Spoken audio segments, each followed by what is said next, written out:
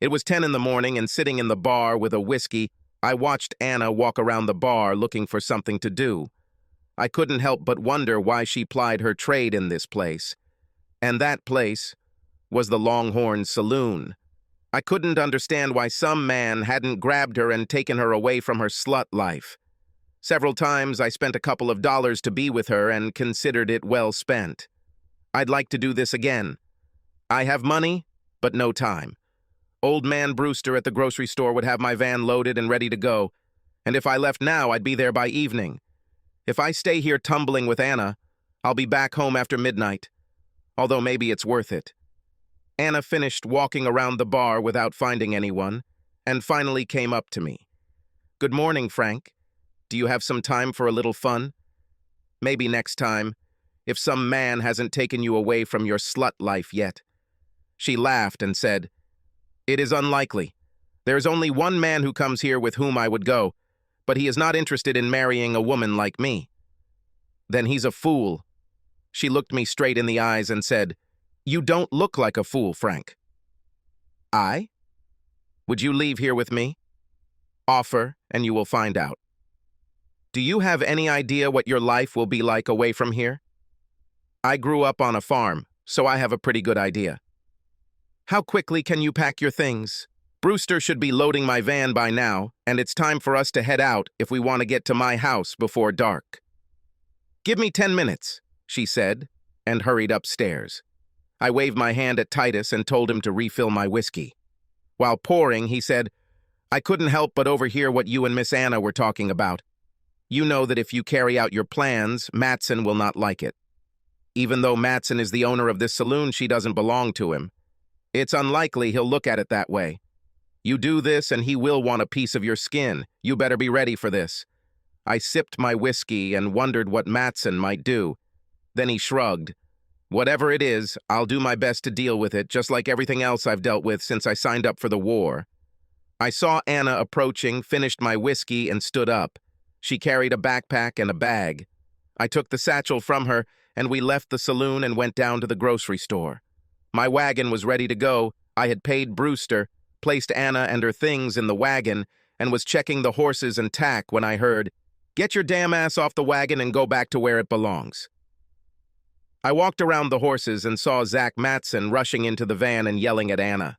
She looked at me scared, and I told her to sit quietly.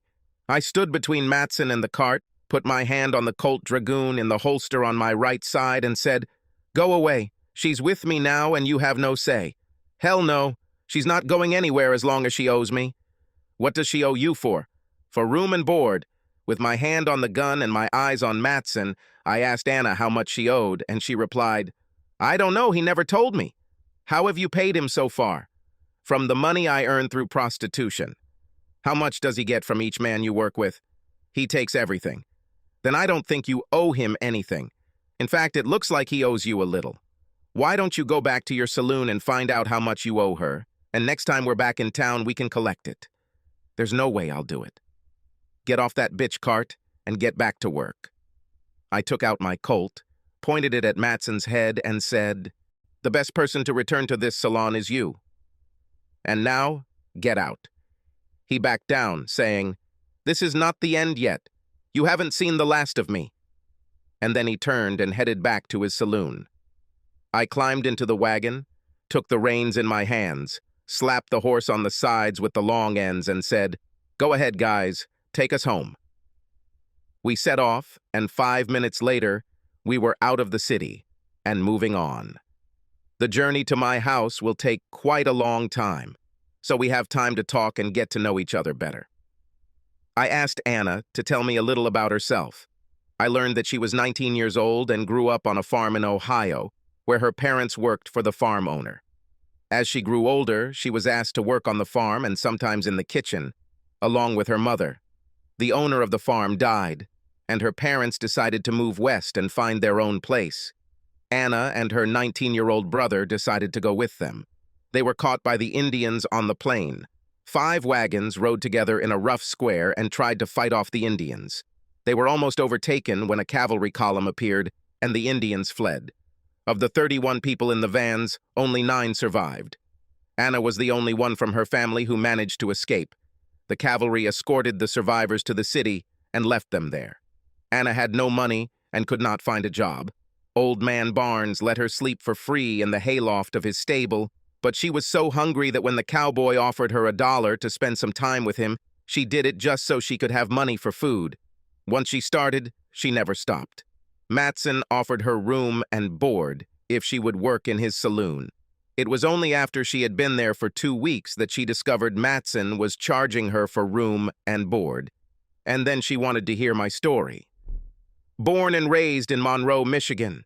Worked at the Monroe Wagon plant building wagons and buggies during the week and on my uncle's farm on the weekends. At the end of '62, I enlisted in the 27th Michigan Infantry, expecting to go to fight the Confederates. He ended up in New York, where he tried to suppress the anti-draft riots, participated in the battles of Spotsylvania Courthouse and Appomattox, participated in the siege of St. Petersburg. He parachuted in June 1965, and when he returned home, it turned out that all the jobs were occupied by those who did not go to war. Bill Hendricks told us about the homestead law that Abe passed in '62. We can live on 65 acres of land for just $18, and all you have to do is live on it and improve it for 5 years, and then it's yours without any encumbrances. 23 of us decided to do it, and a train of 18 wagons and a herd of cows came and settled here. All my neighbors are boys with whom I fought, and we still help each other when necessary. We were the first to come here, and we had a choice of sites. We drew lots to see who would choose first, and lucky for me, I was the first to choose. I chose the one I got because it has a fairly large stream running down the back of it, and if I were going to raise beef, I would need plenty of water. After 5 years, I filled out all the necessary paperwork, and now this place is completely mine, and I don't owe a cent for it. I don't have to drive the beef south to the trail to be slaughtered because the army saw fit to build a post here. I sell my beef to them and to the townspeople, and barter a little with the guys I come here with. That, in fact, is my whole story. Just before dark, we arrived at my house.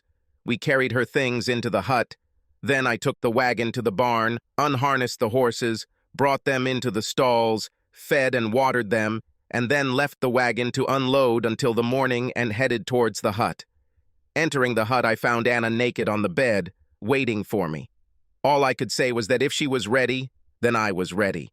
She lay there and looked at me while I was undressing, and when I was left in only my long johns, she asked, "We did this twice, and then again when we woke up the next morning.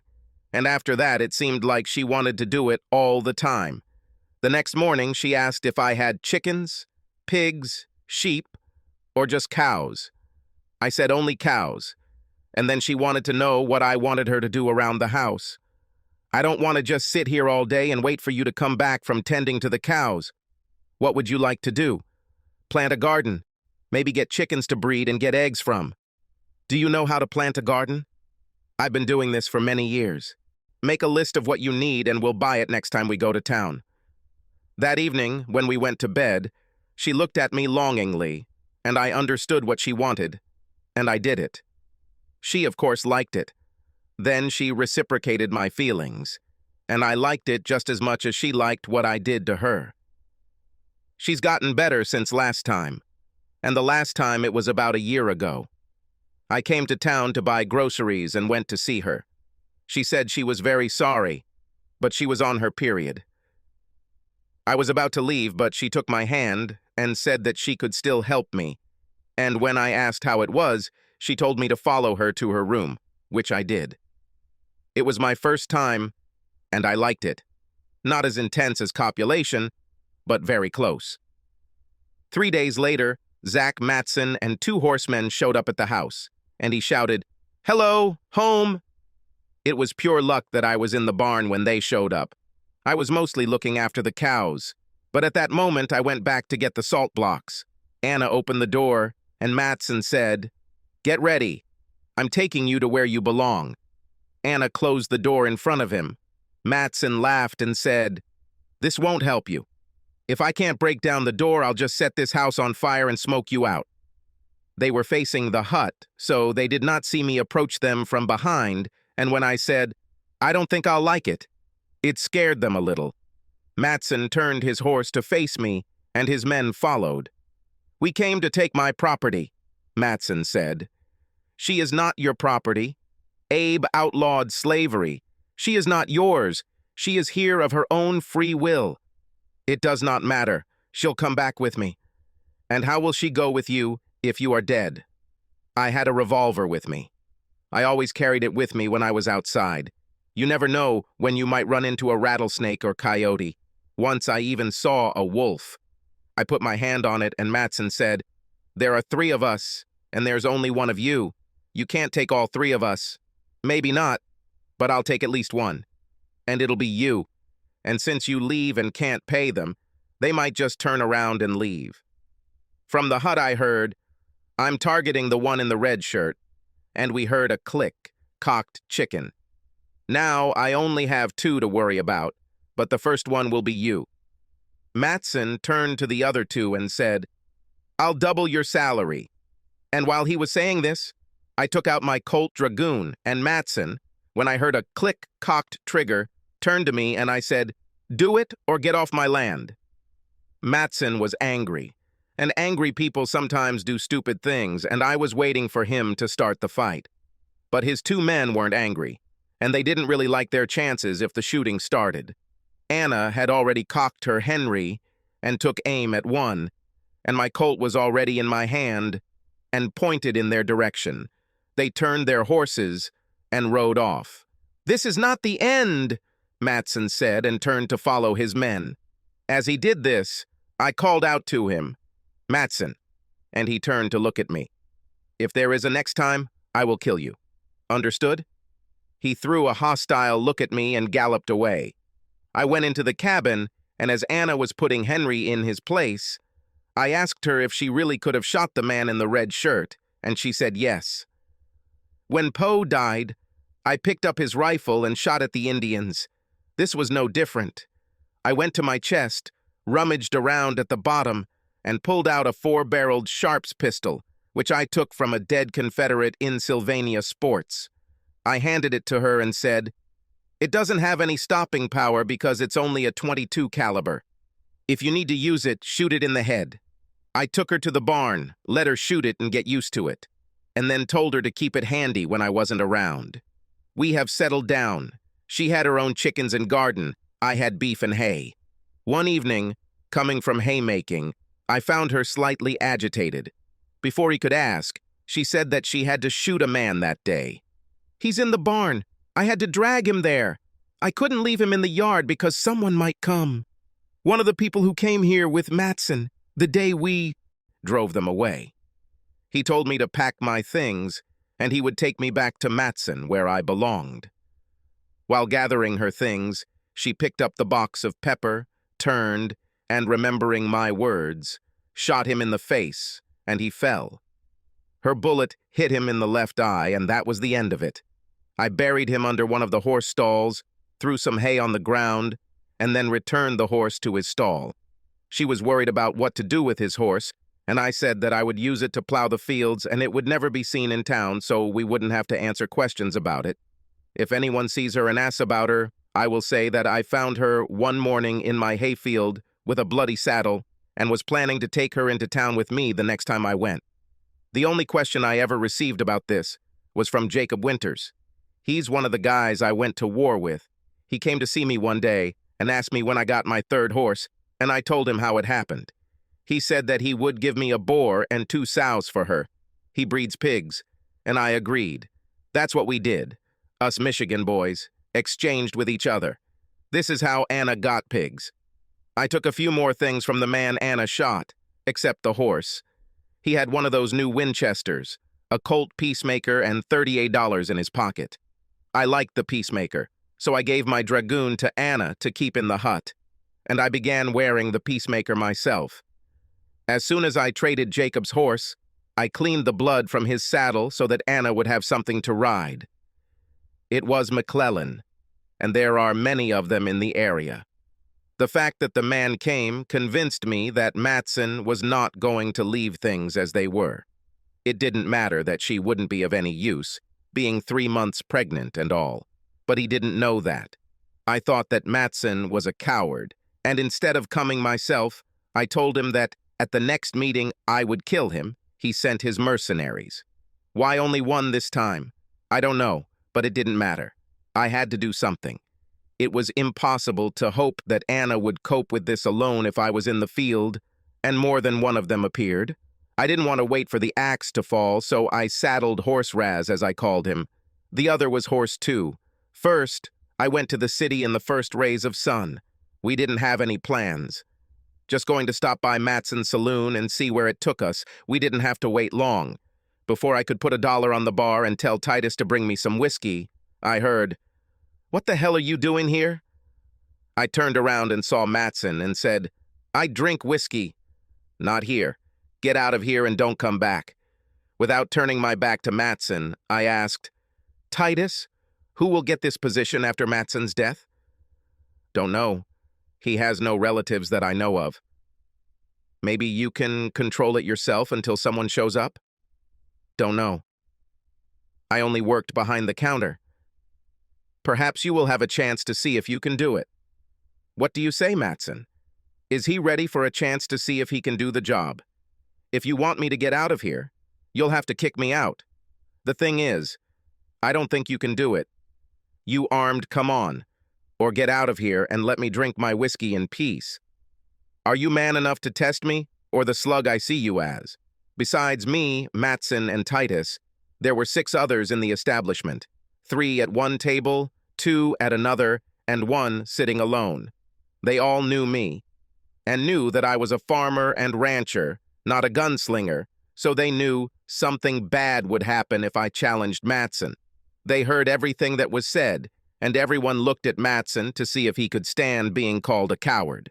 Matson knew everyone was looking at him and tried to back away. "Damn it, Dalton, there is no woman worth dying for." "Then why are you always trying to get her when she doesn't want to come?" "I didn't try, except that time. Bart told me otherwise when he was caught trying to take Anna away.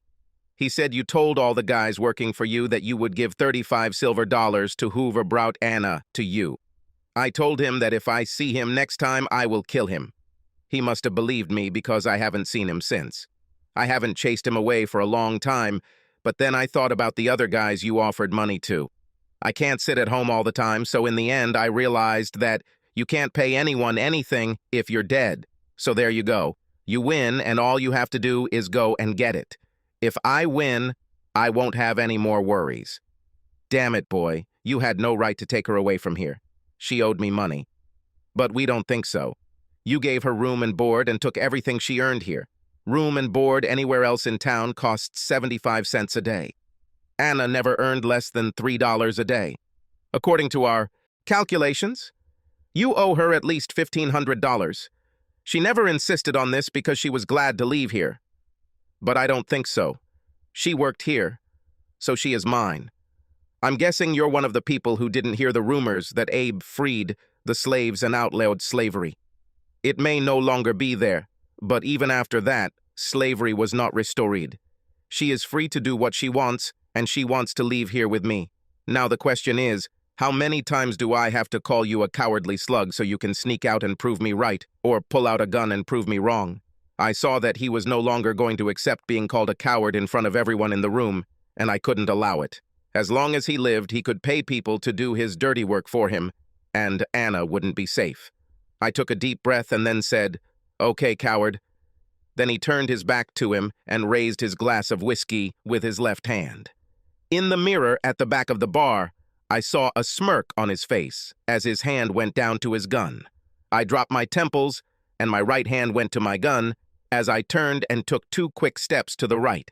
Matson's shot hit the bar right where I was standing a few seconds ago, but my shot hit him in the chest. He stood with a shocked expression on his face, but the gun was pointed in my direction, so my second shot hit him in the forehead just above his right eye, and he fell. I turned and asked Titus for whiskey. He placed it on the bar counter, and I took it and turned to face the room. He took a sip, and then said, "You saw it all. He was going to shoot me from behind. Luckily for me, I looked in the mirror and saw him pull out a gun. I turned and said to Titus, "Looks like now you'll have to manage both the saloon and the hotel." I can't even imagine how. As far as I know, you were in love with Nancy Meigs. You know enough to run a bar, and I bet she can run a hotel. I turned to face the crowd, took out my pocket watch, looked at it, and said, "It was fun, gentlemen, but if I want to get home for bed, I have to go." I stepped over Matson's body and headed towards the house. I got home about an hour after dark, and after Anna fed me, I told her that our worries about what Matson might do were over. When she asked how this was possible, I replied that someone had killed him. Since he's dead, and no one can pay his boys, then everything's all right. And we were fine. Over the years, Anna gave birth to 2 sons and a daughter, and we led a completely happy life. Thanks for hanging out and listening. If you liked the story, hit that subscribe button and give us a thumbs up. Make sure to check out our other wild tales right here on the end screen. Catch you in the next story.